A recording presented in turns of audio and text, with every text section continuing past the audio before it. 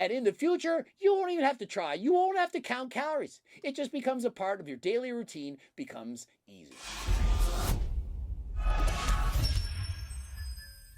Coach Greg, in today's video, Joe Delaney is going to be explaining 10 habits on how to achieve 10% body fat. We're going to watch, go over his video, see if I agree or disagree with his 10 points. Weighing yourself every single day. Weighing yourself is not just a means of monitoring progress, it's a means of instigating progress. And so number one, weigh yourself every day. I 100% agree. So many people think, no, I don't want to weigh myself. I don't want to see that number because I'm going to judge my self-worth based on whether or not that number goes up and or down. Coaches will often say, just weigh yourself once a week, every Friday. The problem with that is, what if that Friday you lost a lot of weight or gained a lot of weight? It's not going to paint an accurate picture of what's going on a daily basis. Not only that, every day weighing yourself, it gives you an immediate picture of what's happening in your body. If your weight went down too far, perhaps you're dehydrated. If it went up, it might be because you're bloated, but it also might be because you ate too many calories.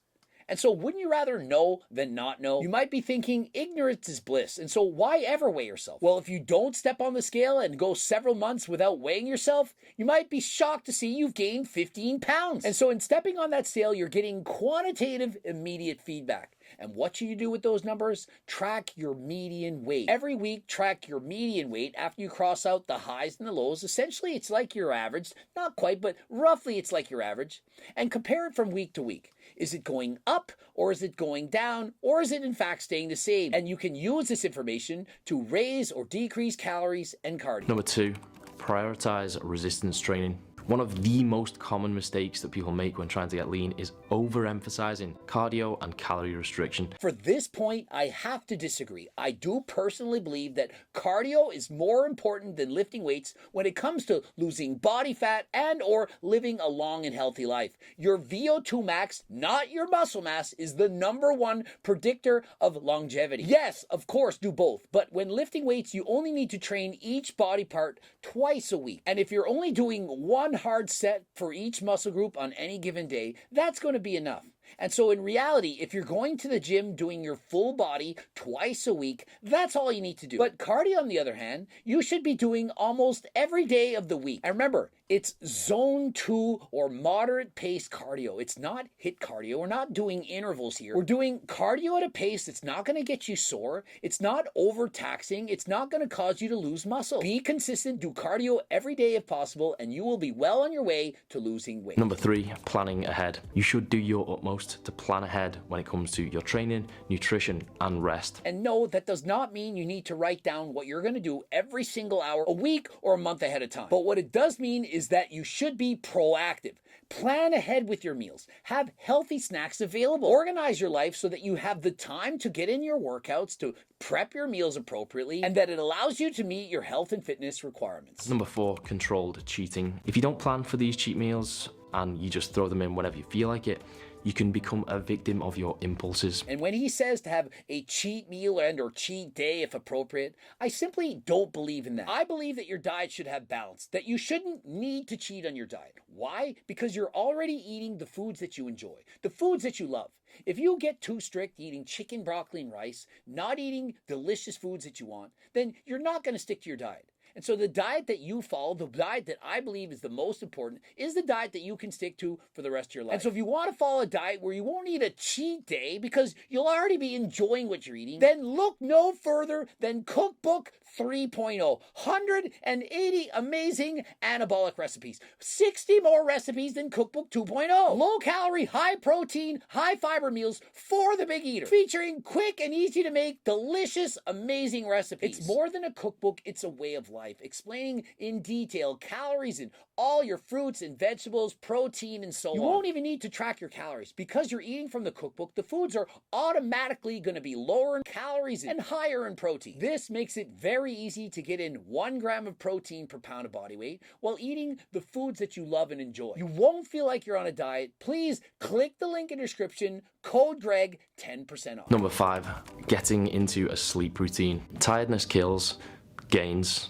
Number 5, sleep. And he states a strict bedtime that you absolutely never compromise on. Gotta disagree with ya. We're not Brian Johnson. And no, not the Liver King, the guy who's spending millions of dollars to try and live forever. I recently bought a watch. It said, what time are you going to bed? I'm like, I don't know, 11:30, maybe 12:30, maybe 10:30. And so no, I'm not living my life to go to bed at the same minute on every given day. But remember, sleep is important. You can't expect to lose weight and build as much muscle if you're not getting the quality sleep that you need. And so my advice, if your partner's snoring, well, wear earbuds. There's too much light in the room, wear a mask. Do the little things you can do to try to help yourself to sleep the best night you can.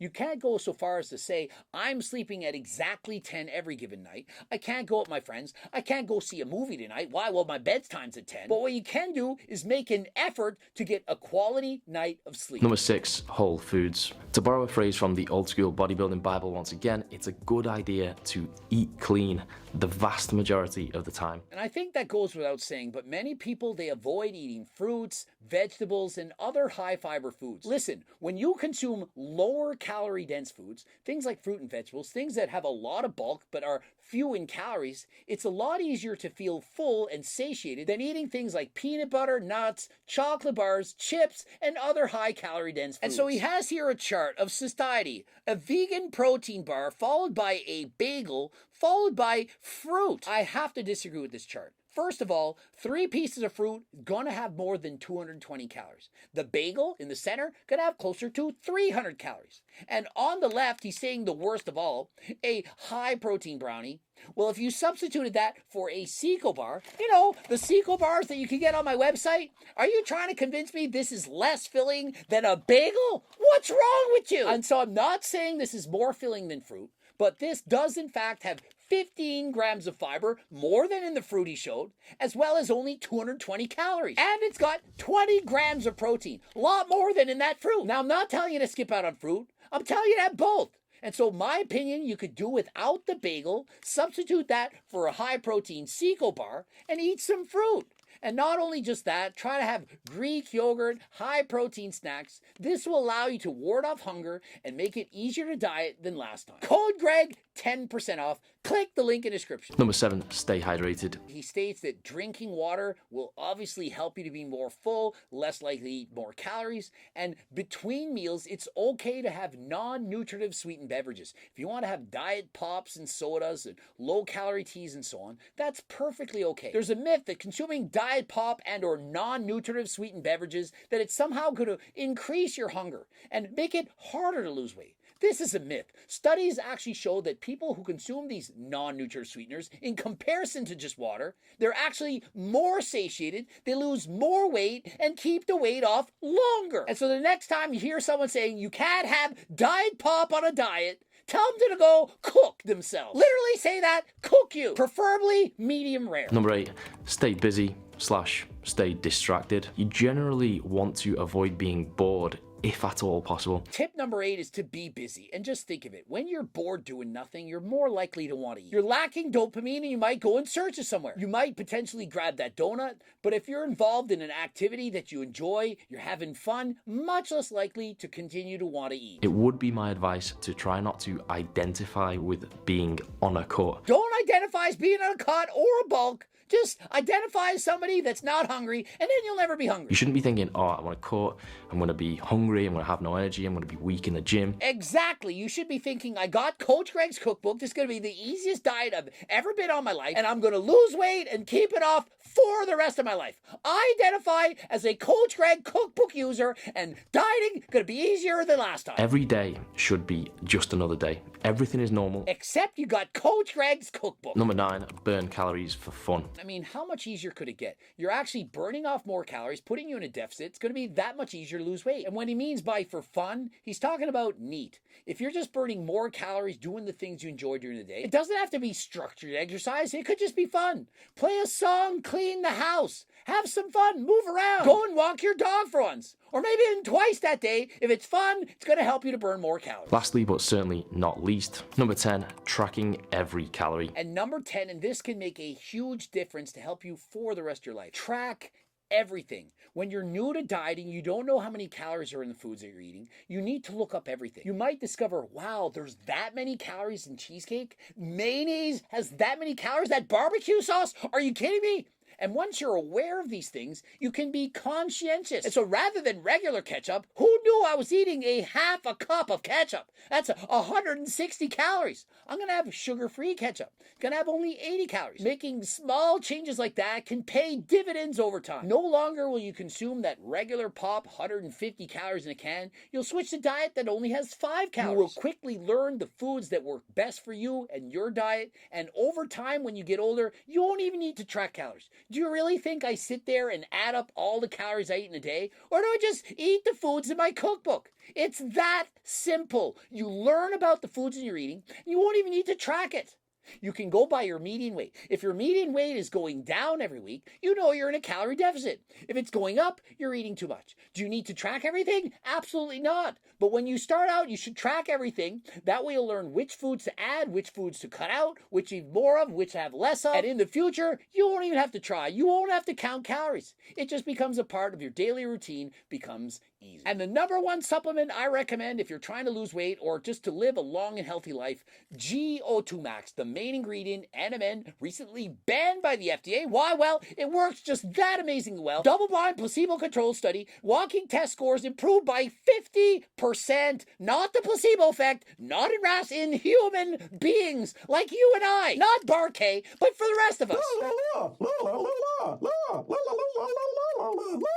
And so if you become a better butter burner, you can burn off more calories in less length of time. You have more energy. You're able to recover faster between sets. How could it not help you to lose weight? And so my number one supplement recommendation, more than creatine, more than Ecti Builder, more than anything, GO2 Max. Code Greg, 10%. Remember, we have so many supplements. If you can't sleep, we have Delta Sleep to improve your quality of sleep. If you can't get the downstairs harder than last time, we literally have a supplement harder than last time. Don't jump to using PDs. Consider using GO2 Max. This is your first line of defense. Well, of course, after you follow a healthy diet. And of course, we have pre-workout stim, non-stim, protein bars. We have so much going on. I can't list it all. Head over to the website. You'll be shocked to see how many different things we offer on our website. Subscribe, click the bell button, comment for the algorithm. Don't forget to like the video if you in fact liked it. Also, watch 2 bloops. I don't see them, but they're there somewhere. Watch one of them. Cookbooks, training books, coaching plans by me and my team, the Circle Diet, the Harder Than Last Time clothing line, shirts like this, many more, hoodies, jogging pants, shorts, t-shirts, all of it on my website. Follow me on the gram, Greg Doucette, IFBB Pro, and until next time, I'm out.